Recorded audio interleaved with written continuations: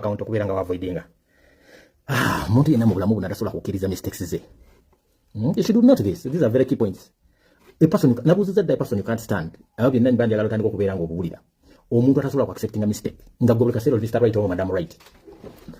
Omuntu yenna bw'olibeera naye nga buli kyoyogera omunenyaako omuwabula naye nga takkiriza mistake eyo njagala okinotinge mu bulamu buno omuntu oyo is not the best person you can be with.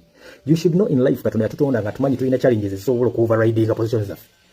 Olina okumanya that you can make a mistake like any person kyova olaba buli lunaku wabeerawo ekyokuyiga. The more time you live on earth, the more time you keep on learning and knowing things. Si buli muteri muntu Katonda gwe yatonda ku nsi kuno nga manyi buli kintu era nga takola mistakes. Naye bulirizanga nnyo omuntu agamba kino wakoze ensobi. Take note of it. Era bwo take note of it, try to work upon it. Go just sigala ngoli mwanguzi konsiko. So a person who never accepts mistakes oyo mwewalanga nnyo naddala mabayina emikwano nga yebu kaseera yita Madam Right, Mr. Right, so kitegeeza ajja kumisleadinga mu bintu bingi. Omuntu yenna alina okuwabulwa. Ate omuntu yenna bw'oba yagala kulaga omukwano gw'olina ku muntu oyo mubuulire ensobi ye asobole okutegeera obulungi bw'oba olina. Hello, these are very key important things you should take note. Nzira kugambye gwe isobola okwogera omuntu kutasobola kustandinga mu comment. Zo wange ebyange njabbi nnyonnyola mpola mpola.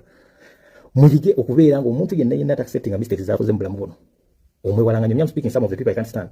I can't stand somebody who is always can't accept his mistakes.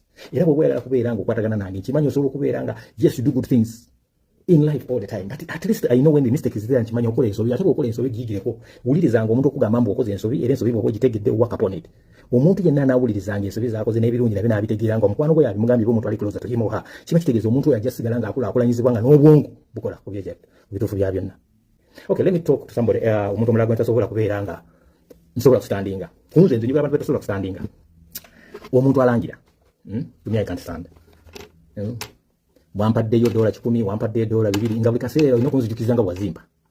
Wampaddeko ka lift, wanjaziseeko ku motoka yo, maybe wanyambako mu kaseera akazibu n'onsuzaako, maybe wampeerezaako transport, maybe wanzijanjabako, maybe walekijulikako mu challenge yonna ey'obulamu naye nga bwe lwenjogera ekintu oyagala kunshatinga down n'okunangira.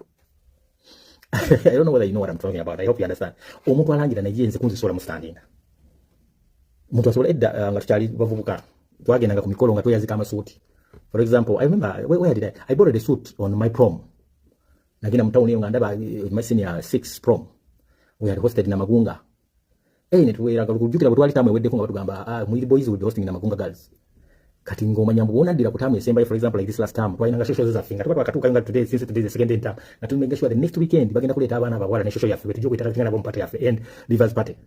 Kati remember to some of us who could not afford to have a suit, by making sure the time when atukiranga mu holiday nga making sure sente bezigana okulazinga okugula suit na making sure mbu nfuna yakasente kanga akatono nenyinda wali wainanga abasajja bakolanga amasuuti bakulanga amasuuti nga osoloke yazika, you just borrow and then go and have a part and bring it back.